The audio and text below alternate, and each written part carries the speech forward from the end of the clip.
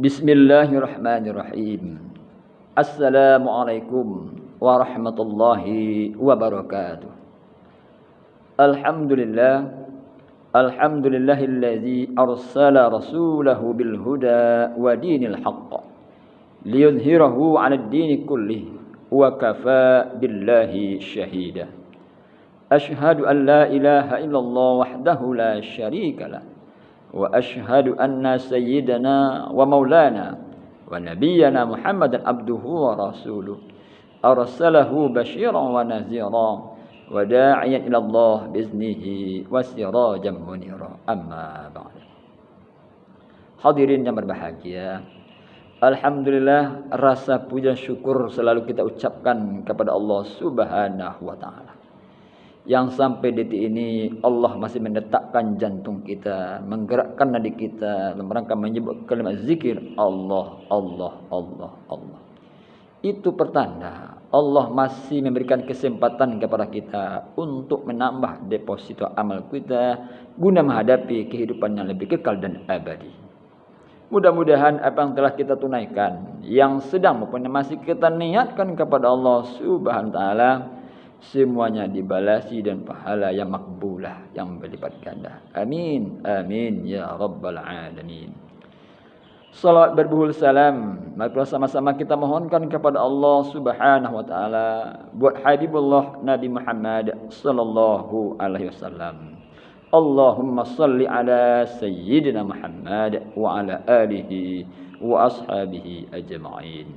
Mudah-mudahan kita ini benar-benar dan betul-betul menjadi umat beliau yang senantiasa istiqamah tak dan patuh hingga akhir kita nantinya. Amin, amin ya rabbal alamin. Hadirin yang berbahagia, dalam kesempatan yang singkat ini saya akan menyampaikan sebuah pidato yang berjudul Cara Membangun Moderasi Beragama. Bangsa Indonesia adalah bangsa yang sangat majemuk, bangsa yang kaya dengan alam semesta dan kaya juga dengan keyakinan dan juga rasnya, berbeda bahasa budayanya. Semua itulah modal untuk kita semuanya menciptakan negara yang besar ini menjadi makmur dalam keselamatan dan selamat dalam kemakmuran. Makanya kita perlu membangun sebuah moderasi beragama. Karena memang moderasi beragama ialah sebuah proses di mana memahami sekaligus mengamalkan ajaran agama secara adil dan berimbang, agar terhindar dari perilaku atau cara-cara yang ekstrim yang dalam berlebihan dalam aplikasi kehidupan sehari-harinya. Makanya Allah Subhanahu wa taala dalam Al-Qur'an telah menyampaikan kepada kita semuanya yang termaktub dalam surah Al-Hujurat. Apa kata Allah? Na'udzubillahi minasyaitonir rajim. Bismillahirrahmanirrahim. Ya ayyuhan nas, inna khalaqnakum min dzakarin wa unsa waja'alnakum syu'uban wa qabaila lita'arafu. Inna akramakum 'indallahi atqakum. Innallaha 'alimun khabir. Wahai seluruh manusia, kata Allah, sesungguhnya kami telah menciptakan kamu dari seorang laki-laki dan seorang perempuan. Dan kami jadikan pula kamu bersuku-suku, berbangsa-bangsa, berbeda ras dan agama. Tujuan bukan tak lain, kata Allah, ialah untuk lita'arafu, untuk saling kenal mengenal di antara kita. Bukan untuk saling tidak mau tahu atau tidak mau kenal.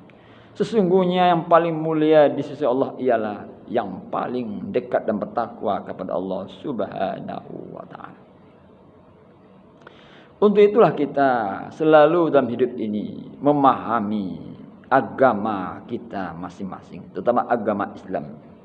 Untuk memahami agama ini secara tercipta, cara moderasi beragama, membangun moderasi agama ialah pertama, memperkokoh tauhid kita kepada Allah Subhanahu wa taala.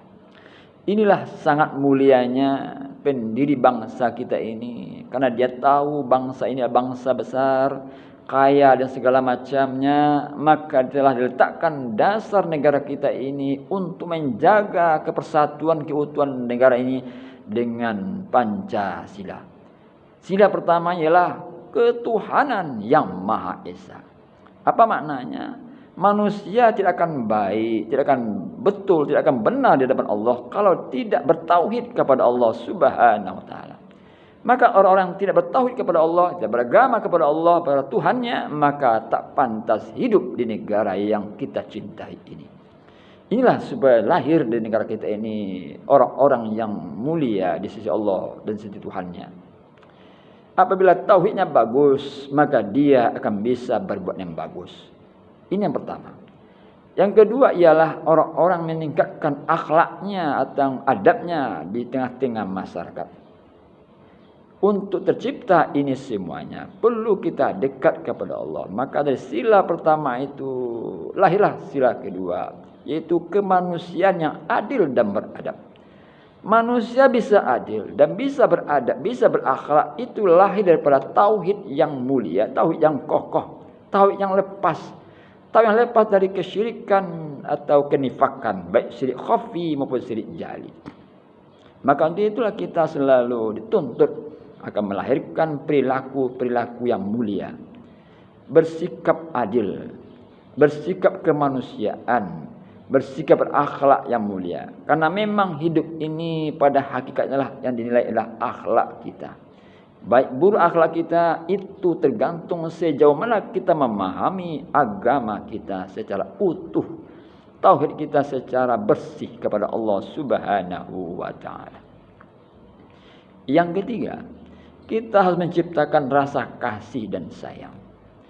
Satu ayat pertama surah Al-Fatihah ialah Bismillahirrahmanirrahim.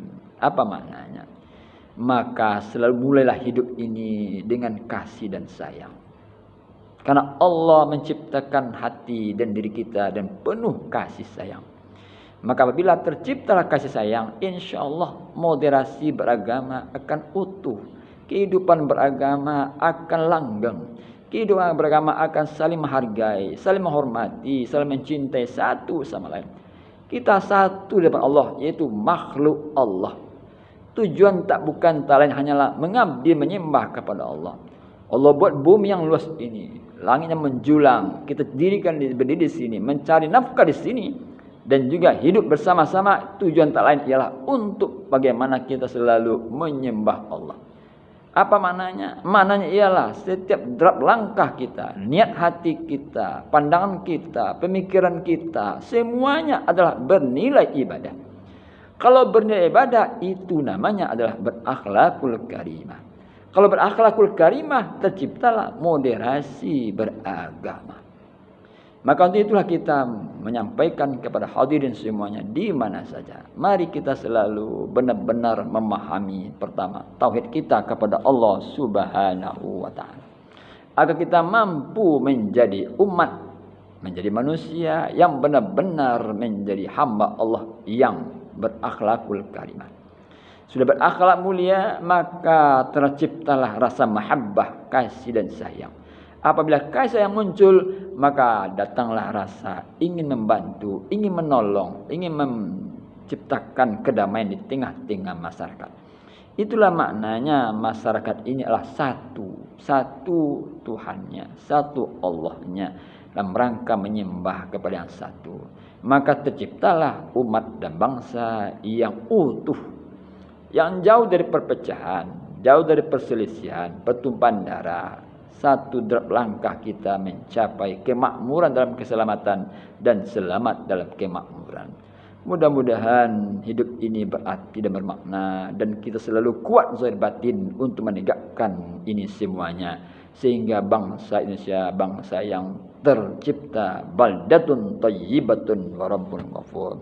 Banyak maaf. Assalamualaikum warahmatullahi wabarakatuh.